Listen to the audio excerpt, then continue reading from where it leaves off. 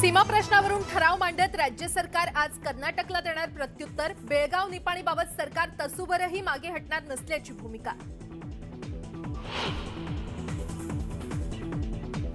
कथित गायरान जमीन घोटाळ्याप्रकरणी अडचणीत आलेले कृषी मंत्री अब्दुल सत्तार आज देणार उत्तर, तर विरोधक राजीनाम्याच्या मागणीवर ठाम।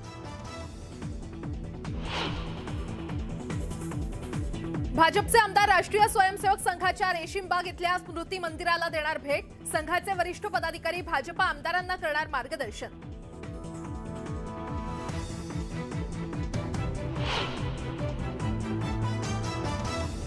चोरट्याच्या कानशिलात लगावतानाचा मंत्री दादा भुसेंचा व्हिडिओ जितेंद्र आव्हाडांनी केला ट्विट। कायदा हातात घेणाऱ्या भुसेंवर कारवाईची केली सीएमकडे मागणी।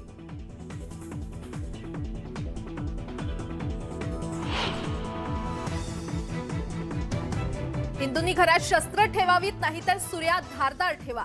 कर्नाटकात प्रज्ञा सिंग ठाकूर यांचं पुन्हा वादग्रस्त वक्तव्य। लव जिहादवरूनही केली आगपाखड।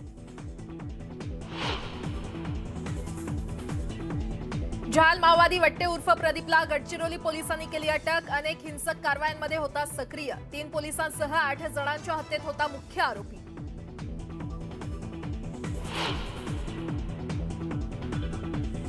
राजधानी दिल्लीत कडाक्याची थंडी। तापमानाचा पारा 5 अंश सेल्सिअसवर, तर धुक्यामुळे रेल्वे वाहतुकीवर परिणाम।